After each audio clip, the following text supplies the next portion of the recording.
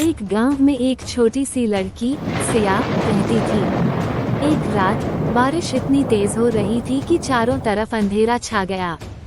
सिया अपने बिस्तर में सिकुड़ी हुई थी, लेकिन उसकी दादी ने उसे एक कहानी सुनाने का कहा।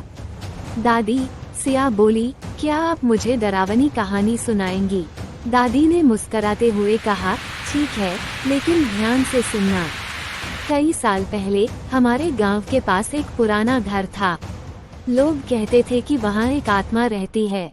एक रात एक लड़का उस घर के पास गया। बारिश हो रही थी और उसे आश्रय की तलाश थी। उसने सोचा कि क्यों न उस घर में चला जाए।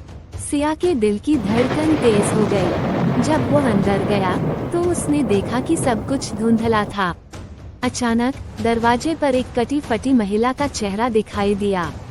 वह रो रही थी। लड़का डर गया, लेकिन उसने साहस किया और पूछा, आप क्यों रो रही हैं? महिला ने कहा, मेरे बच्चे को खोजो, वह इस घर में खो गया है।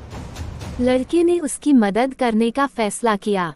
वह घर के अंधेरे कमरों में गया, लेकिन हर बार उसे डरावनी आवाजें सुनाई देती थीं।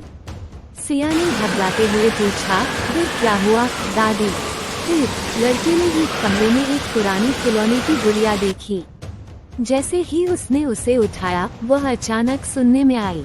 वह गुड़िया बोलने लगी, यहाँ से भागो। लड़का समझ गया कि कुछ सही नहीं है। उसने दौड़कर घर से बाहर निकलने की कोशिश की, लेकिन दरवाजे ने खुद को बंद कर लिया। उसकी चीखें बारिश के साथ मिल गईं, और फिर सब कुछ शांत हो गया। अगली सुबह गांव वाले उसे ढूंढने आए, लेकिन लड़का कभी नहीं मिला। लोग कहते हैं कि वह आत्मा आज भी उस घर में बसी हुई है, बच्चों को बुलाने के लिए। सिया का दिल तेजी से धड़क रहा था। क्या वह आत्मा आज भी है दादी? कौन जाने, लेकिन जब भी बारिश होती है, लोग कहते हैं कि वह आवाजें सुनाई देती हैं।